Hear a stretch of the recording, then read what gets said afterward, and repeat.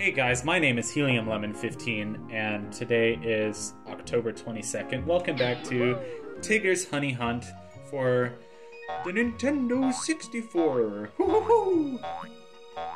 Yeah, I don't know. I haven't worked on my Winnie the Pooh voices.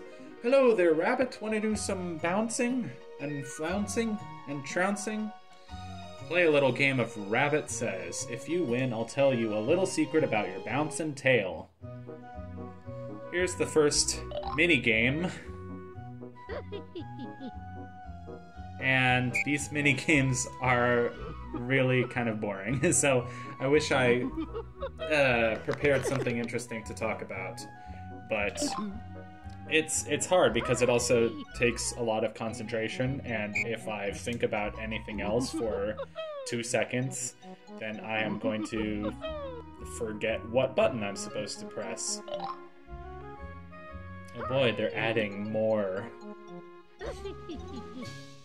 There's so many games that do this, like sort of Simon Says remember the pattern type minigames. Like, the timer kept going down and I was worried that I had made a mistake. Up? Oh, that was a terrifying face. Yeah. It's just, his mouth opened so wide, I wasn't sure whether to be scared or, you know. Yeah, it is a little bit scary. Up, down. But yeah, I really like the art style of this game, how they feel like 3D characters with like a 2D like picture book illustration type background. It's really pretty. I feel like I just want to live in the world of this video game. I wouldn't mind living in the world of Winnie the Pooh. I feel like it would just be so nice. It would just be so comforting. And all these fun characters having their tea and having their honey and having their cakes.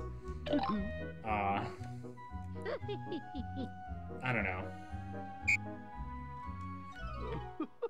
As you probably know, I'm a big lover of children's picture books. Just kind of children's books in general, I guess. I mean,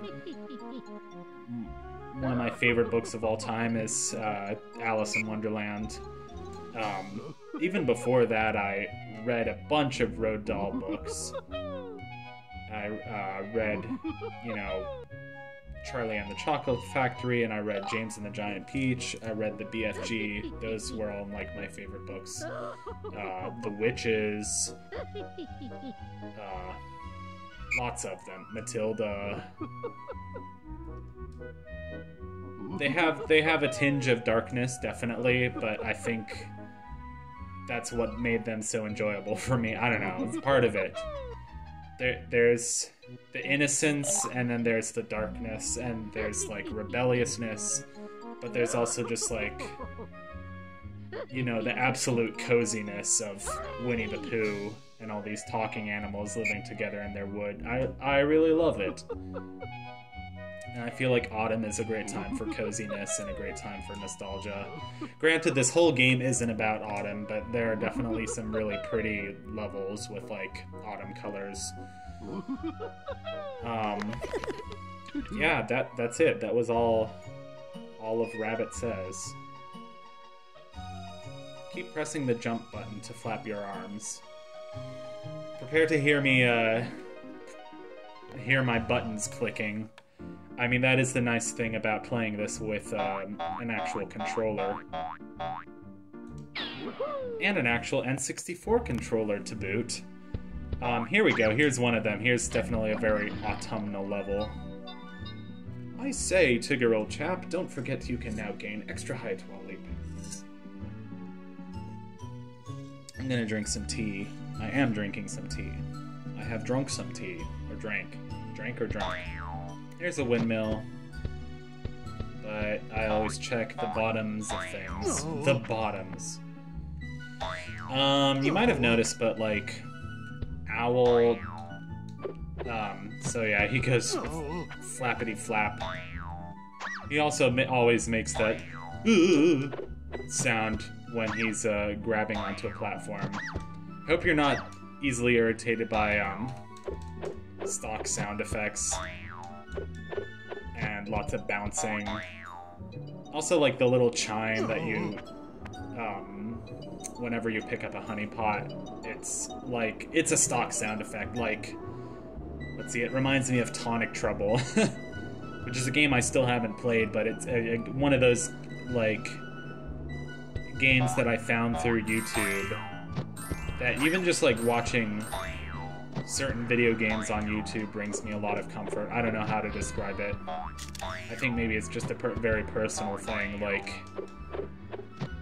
you know, I've kind of talked about this, but I really feel like, when I started watching Let's Players in middle school, it kind of saved my life in some ways. It was kind of a really tough time in my life, and I felt like a lot of those Let's Players were the best friends that I had. There's nothing in this pit, right? Just thorns, just damage. Which I figured as much, like they wouldn't let you fall into a bottomless pit yet. It's too early in the game for that, I don't know. I mean, sometimes I was, like, bullied a little bit for, like, the video games that I liked. Like, you know, all the other boys in my class liked Halo and Call of Duty or whatever, and I liked Zelda and Kirby and whatever. And then I really got, like, got bullied a lot when I started getting into, like, Let's Players. Like, Nintendo Capri Sun was the big one for me, like, through 7th grade. I found a lot of comfort in, like, watching his videos and just hearing his voice and watching the gameplay. I think it was when I was very first learning about a lot of these Nintendo games, and it was kind of hypnotic for me, just, like, seeing the gameplay. Like, I never heard, oh, what's this game, Banjo-Kazooie? What are these Legend of Zelda games, you know? So, I mean, that's the big reason why I still make these videos. I mean, I know, like, not a lot of people watch my channel, but, I really owe a debt to those Let's Players for me watching them, and just for them being there talking about their life. For some reason, I always had trouble getting back out of this cave. It's a little bit precise, and I don't really know why. So maybe I can skip ahead to when I finally manage to get out of this cave. I'm literally just trying to land on this platform and grab this ledge. Don't know why this is so hard.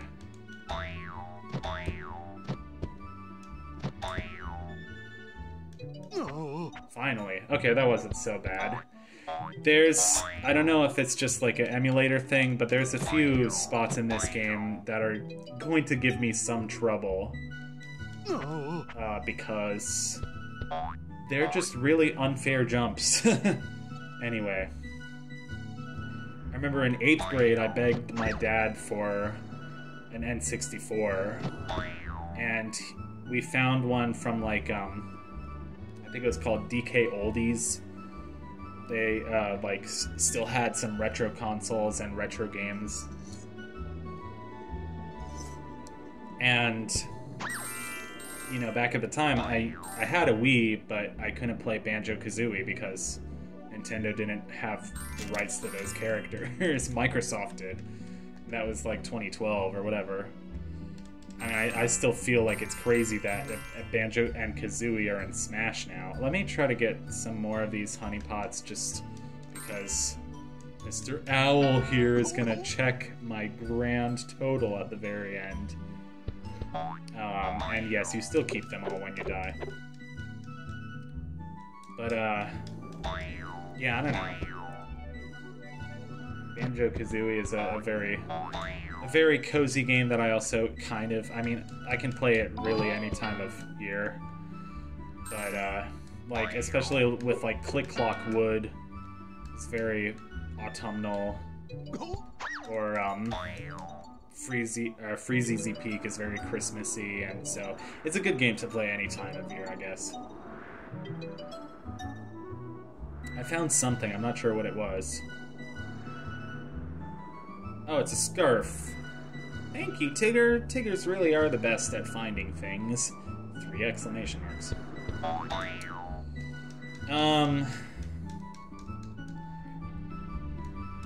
One of my favorite Let's Players that I started watching in 8th grade was John O'Chrome. And then, you know, that was basically around the time that he started making the Flumpties games, but back then he was pretty well known as the maker of like the Riddle School games and other really like shitposty, goofy kind of animation things. I really loved watching his Let's Plays. I found his voice really calming, and I thought he was very smart, a very thoughtful person, and a lot like me in a lot of ways. Like the way he thought about like art and creativity, and the way he just, you know, had this passion for video games as like the best art form. It was just a lot like me in so many ways, and I know now John O'Chrome is most known for like the allegations, and now he hasn't posted on Twitter in a while, and he hasn't, you know, made any new Let's Plays since Freddy Fish 2, I think. He's taking time off from, you know, having an internet presence at all. Which kind of makes me sad. I mean, I feel like he's punishing himself for something that wasn't all that bad. I mean, it wasn't great, but there are definitely internet creators who have done worse things. And I mean, we all make mistakes. And you can't punish somebody forever, you know? Because people still have the rest of their lives to live out. And you can still be a good person even when you make mistakes. Like, I've made a lot of mistakes, and people don't know about my mistakes because I'm not in the public eye, and, you know, that's fine with me.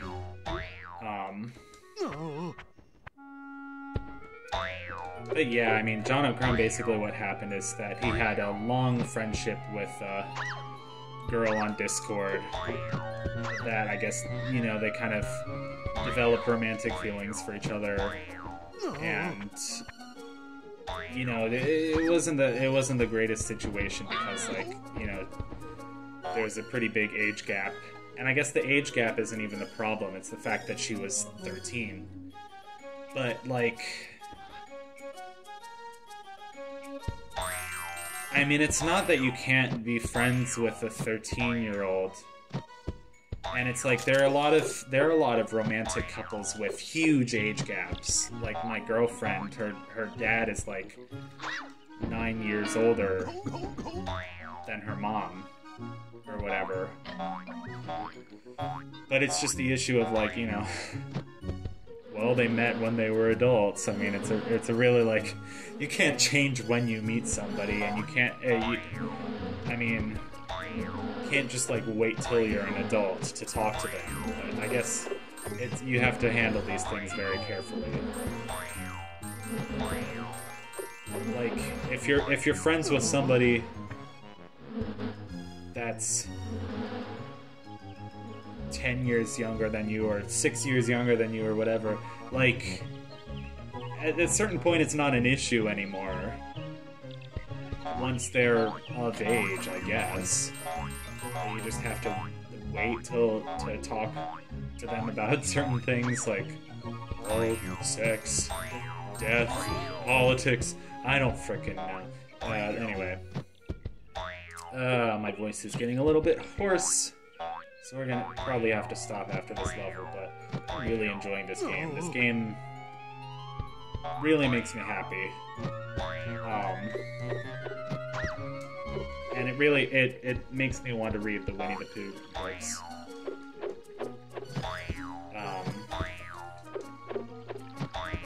But yeah, I talked about, like, some of my favorite children's authors. Like, definitely C.S. Lewis I started reading when I was an undergrad, but he's awesome. Like, and of course he hasn't just written children's literature, but he's written a whole bunch of great works, apologetics, like, about Christianity and stuff, and he's written more than just the Narnia series. Like, he's written some pretty amazing, like, The Great Divorce, and Screwtape Letters, and Surprised by Joy is just absolutely amazing. I cannot recommend Surprised by Joy enough. I mean, it's Surprised by Joy is a very kind of unusual book, and I'd only recommend it to somebody who's already kind of familiar with C.S. Lewis and how his brain works and how his life played out. But, like, I feel a kinship with him. Like, I just feel like he's a kindred spirit. Like his mind works in a similar way to mine, and he's inspired by very similar things, and I've always felt like a very intense sense of, like, kindred spirit, with certain people that I really admire, as artists or as people. John O'Chrome's definitely one of them, and C.S. Lewis is definitely one of them. Jim Henson, Lewis Carroll, yeah. Who else? Good question. I don't know. Let's see how many honeypots. Oh, I hope that was enough. Oh no, I have to go back through the level. Ah, humbug.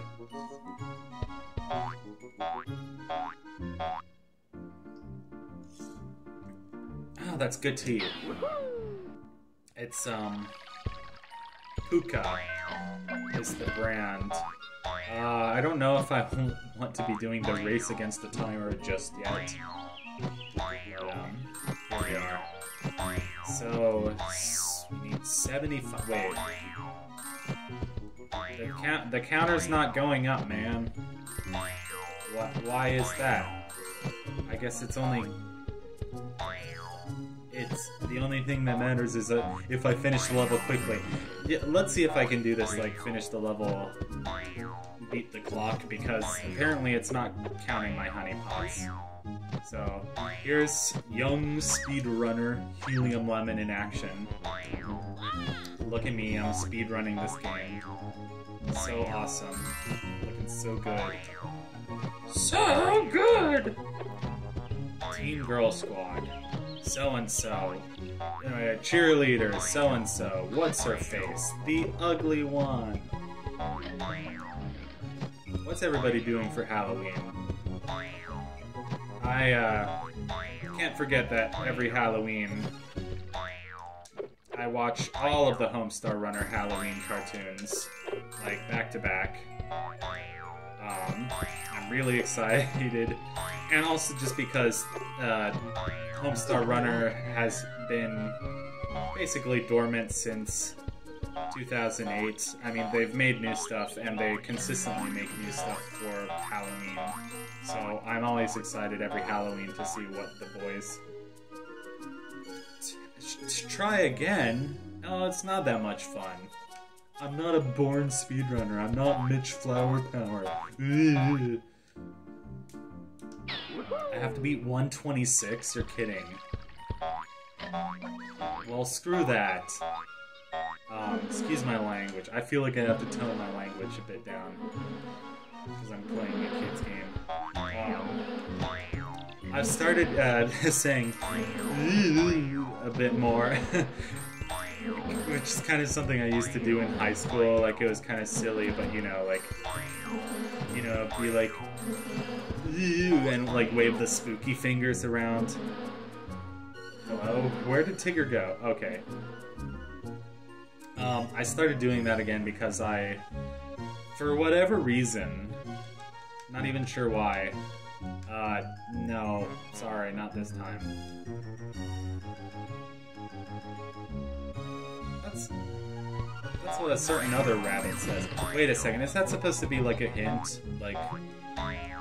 Like there's a secret down here or something? Is there a secret down here? That's what I'm gathering. There's a secret in this level. Okay, found it. Okay, so now I'm glad.